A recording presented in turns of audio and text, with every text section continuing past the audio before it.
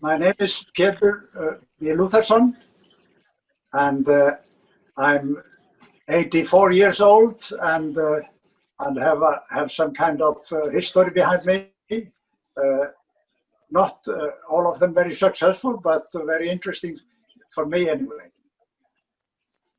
I did design this lamp along with my colleague during my studies in Copenhagen in 1964.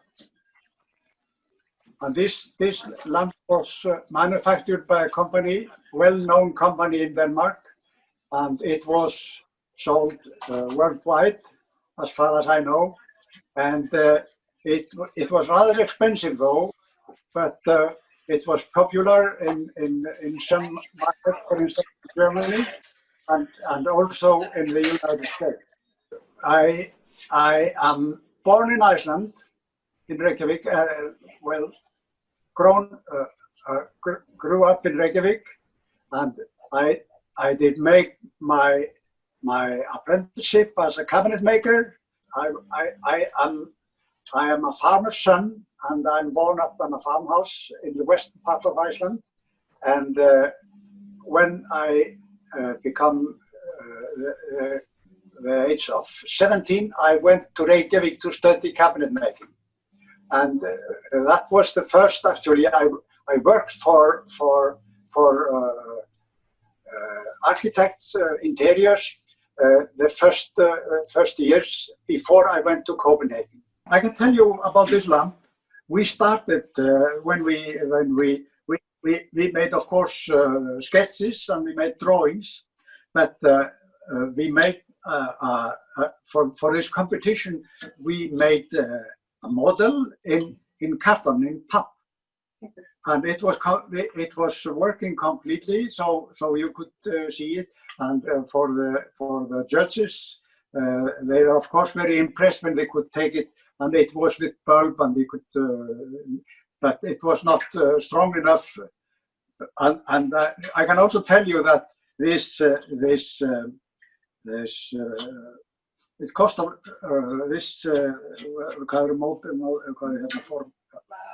for making the forms.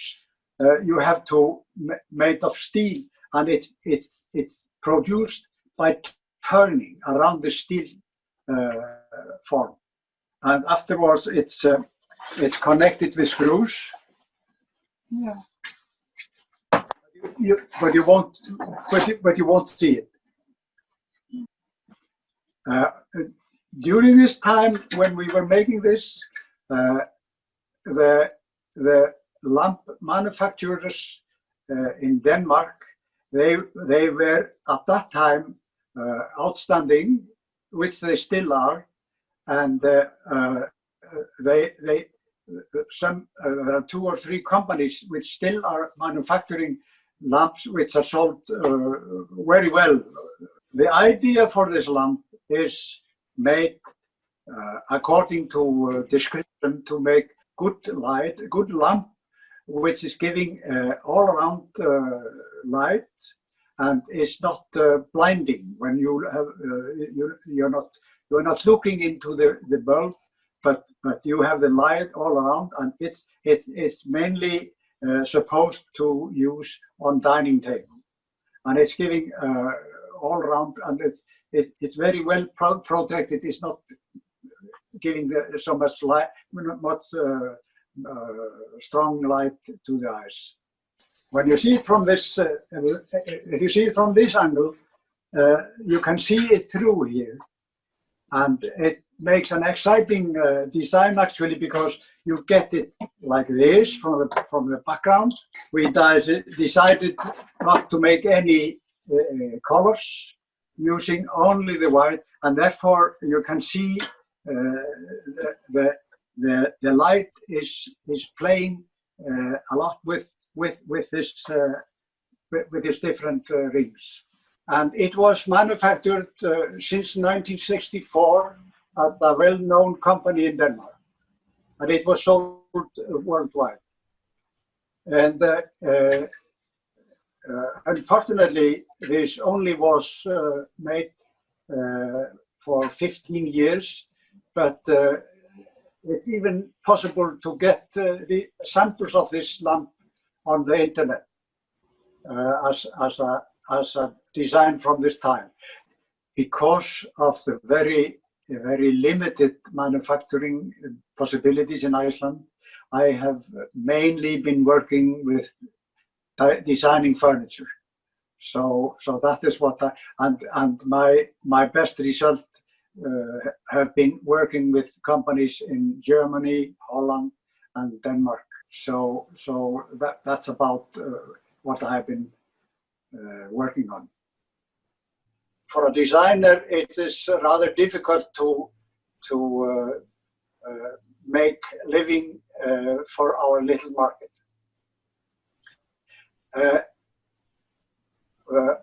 I have, however, had some success by selling my designs in Europe and also in the United States. I have sold my designs in Germany and also in Holland, Denmark, and Sweden, and this, of course, had helped me quite a lot. But still, the main interest for the Icelanders are buying high quality furniture from Italy, from Scandinavia, and lamps also. I went to Copenhagen 1960, studying design at the International Design School of Copenhagen. And during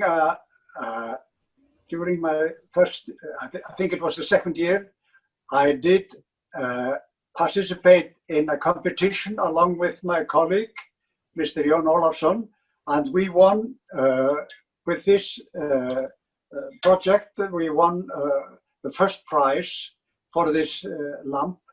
We wanted to make a solid and sturdy light figure, which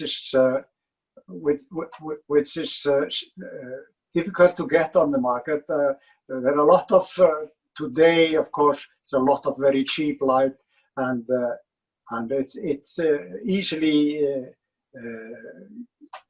breaking but this is a high quality lamp, and as I told you, after so many years you can get still used light equipment by pay, and it's rather expensive though on the market today.